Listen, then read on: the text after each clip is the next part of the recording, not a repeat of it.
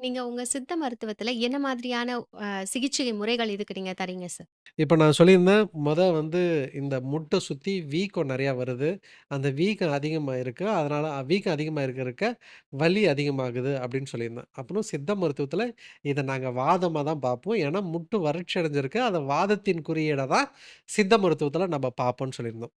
இப்போ இந்த வீக்கம் வர்றது வந்த பின்னாடி என்ன ஆகும் அப்படின்னாக்கா, இப்ப நமக்கு முட்டியில வீக்கம் வருதுன்னாக்கா, அப்படியே இருக்காது. நாம நடக்கிறோம், நிக்கிறோம், கீழ கால தொங்க போட்டு உக்காண்ட்ருக்கோம். இந்த மாரி நம்ம செயல்படும்போது, முட்டியில உருவாகுற வீக்கம், அது என்ன பண்ணும் அப்டின்னா, கீழ இருக்கிற கெண்டைக்கால் சதையில கொஞ்சம் கொஞ்சமா இறங்கும்.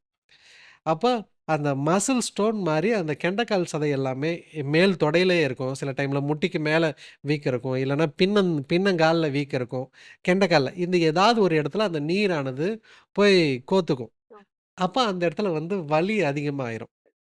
அப்போ நாங்க சித்த மருத்துவத்தில இந்த மூட்டு தேய்மானக்கு உள் மருந்தாவும், வெளிப்பிரயோகமாவும் தான் மெயினா பார்ப்போம்.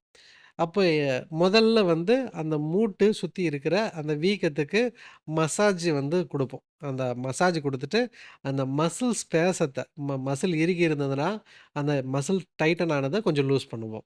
இல்ல வீக்கம் இருந்ததுன்னா, அந்த வீக்கத்த நம்ம கம்மி பண்ற மாரி, நம்ம அது ஃப்ளூயிடு தான். அத நம்ம மேலருந்து நம்ம ஈஸியா டிராக் பண்ணி எடுக்க முடியும்.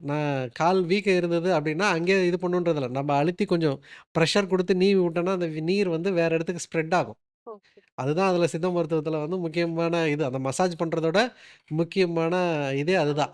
அப்ப அந்த இடத்துல நீரா இருக்கும். சில நேரம் அது இறுகி டைட்டா இருக்கும். அத தேய்ச்சு கொஞ்சம் கரைச்சு, ஒத்தல் குடுத்து கொஞ்சம் ரெடி பண்ணணும். அப்படி குடுத்து கொஞ்சம் அந்த ரத்த ஓட்டத்த அந்த இடத்துல சீராக்கும். அப்படி அப்படி குடுக்கும்போது என்னாகும் அப்படின்னா, அப்படியே டைட்டா புடிச்சிட்டு இருக்கு பார்த்தீங்களா?